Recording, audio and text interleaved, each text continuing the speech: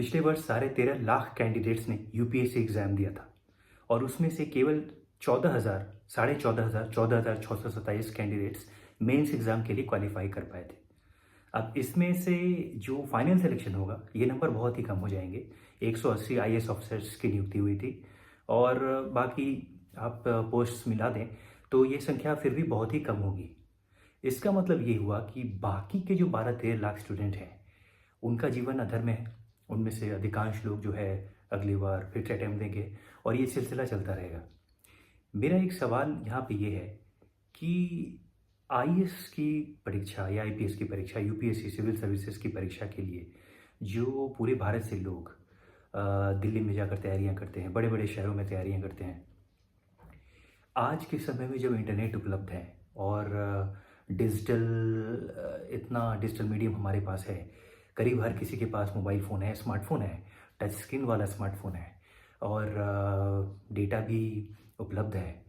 उसके बाद भी अगर हम केवल ये समझते हैं कि हम सिविल सर्विसेज की तैयारी के लिए हम दिल्ली जाकर कटवरिया सराय में ही तैयारी करेंगे, क्योंकि कुछ फ़िल्मों ने ऐसा दिखाया है कि आपको दिल्ली जाना पड़ेगा।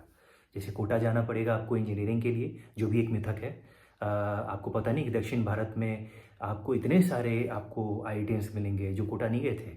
लेकिन उत्तर भारत में एक ट्रेंड बन गया है कि आपको इंजीनियरिंग करनी है, जेईई निकालना है तो आपको कोटा जाना पड़ेगा। उसी प्रकार से यूपीएससी की तैयारी करनी है तो आपको दिल्ली जाना है, कटवरिया सराय में रहना है और वहाँ का जो एक इकोसिस्टम है।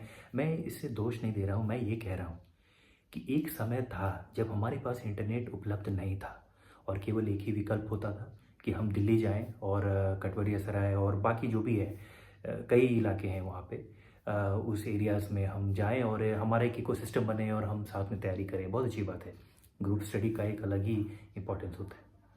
लेकिन आज के समय में जब इंटरनेट उपलब्ध है और आपके पास इतने बड़े बड़े जो टीचर्स हैं, जो स्वयं सिविल सर्वेंट्स रह चुके हैं, यूपीएससी क्रैक कर चुके हैं, उनकी कोचिंग के वीडियोज़ आपके पास उपलब्ध है। मैं नाम लेना नहीं चाहता हूँ, लेकिन जो कुछ लोग काफ़ी प्रचलित हैं वो आपको अवध ओझा सर हैं, खान सर हैं, विकास देवी कीर्ति जी हैं और भी ऐसे कई लोग हैं। ऐसे कई टीचर्स हैं जिनके आपको वीडियोज़ स्ट्रेट अवे आपके मोबाइल पे आपको उपलब्ध हैं और इतने ज्ञानवर्धक वीडियोज़ हैं कि अगर आप इंटरनेट पे उतना इन्वेस्ट करें जितना आप दिल्ली जाकर रहते हैं, तो आपको बहुत कम में घर बैठे बैठे आप जहाँ भी हैं आप तैयारियाँ कर सकते हैं और जो आपको ज्ञान चाहिए वो आपको मिल सकता है। मैं अभी एक बहुत ही भारत के एक प्रसिद्ध आईएएस ऑफिसर ब्यूरोक्रेट हैं, उनकी एक पोस्ट पढ़ रहा था सोशल मीडिया पे। उन्होंने कहा था कि सिविल सर्विसेज की तैयारी, ये शब्द जो है ये ठीक नहीं है, ये केवल गाइडेंस होना चाहिए और वो गाइडेंस आज के इंटरनेट की दुनिया में आपको उपलब्ध है, फ्री सोर्सेज से, इंटरनेट से।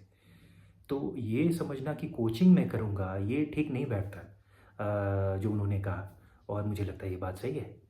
आप सिविल सर्विसेज की कोचिंग क्यों करना चाहते हैं? आपको अगर जो गाइडेंस चाहिए, जो मिनिमल आपको एक जो सपोर्ट चाहिए, वो रिसोर्सेज आपको आज उपलब्ध हैं। जो आज से 20 साल पहले जो लोग गए थे दिल्ली, उनके समय उपलब्ध नहीं थे। तो जिन लोगों के ऊपर जो बड़ी बड़ी जीवनी बन रही है, जो बुक्स लिखे जा रहे हैं, फिल्में बन रही है, ये वो महान हस्तियां हैं जो तब जाकर दिल्ली में जाकर कष्ट में रहे थे जब जब उनके पास ये साधन नहीं थे उपलब्ध। नहीं तो ये संभव है कि अपने छोटे शहर गांव में ही वो जहाँ हैं वहाँ कम खर्चे में इंटरनेट का इस्तेमाल करके और तैयारी करते। क्या आप कोरोना जो अभी काल हुआ था उसमें भी क्या आप दिल्ली जाकर आपने तैयारी की थी क्या? या फिर आप जो भी पढ़ाई कर रहे थे, ये जो लॉकडाउन का फेज़ अभी था उसमें तो पूरी दुनिया में, भारत में भी जो विद्यार्थी पढ़ रहे थे वो एडटेक प्लेटफॉर्म्स के मीडियम से पढ़ रहे थे, अपने घरों में बैठकर मोबाइल से ही पढ़ाई कर रहे थे। तो ये संभव तो है। ये नहीं बोला जा सकता कि नहीं ये digital medium, mobile, laptop, computer से हम कैसे पढ़ें।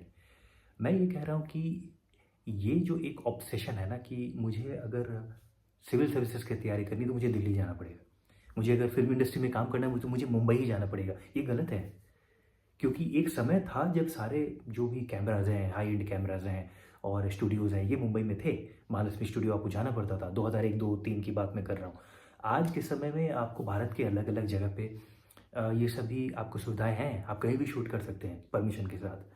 आपकी क्रूज़ आपको मिल जाएंगे, आपको सभी सुविधाएं वो मिल जाएगी। इंटरनेट में आपको फ्री सोर्सेज इतने अवेलेबल हैं कि अगर उस पर ही थोड़ा सा इन्वेस्ट करें तो ये इसकी आवश्यकता नहीं है कि मुझे इंजीनियरिंग करनी है तो कोटा ही जाना है, मुझे फ़िल्मों में काम करना है तो मुझे मुंबई ही जाना है, और मुझे अगर सिविल सर्विस की तैयारी करनी है तो दिल्ली ही जाना है। मुझे लगता है हम समझ नहीं पा रहे हैं अभी भी कि हम एक प्री इंटरनेट और पोस्ट इंटरनेट की जो दुनिया है, इसका जो ऑनलाइन टू ऑफलाइन जो एक परिवर्तन होना चाहिए वो हमारे दिमाग में अभी तक जाता नहीं है। और इसकी शुरुआत हो जाती है पॉलिटिकल बैकड्रॉप से ही। आज के समय में पॉलिटिकल बड़ी बड़ी रैलीज़ का कोई मतलब नहीं है, लेकिन हम लोग करते हैं।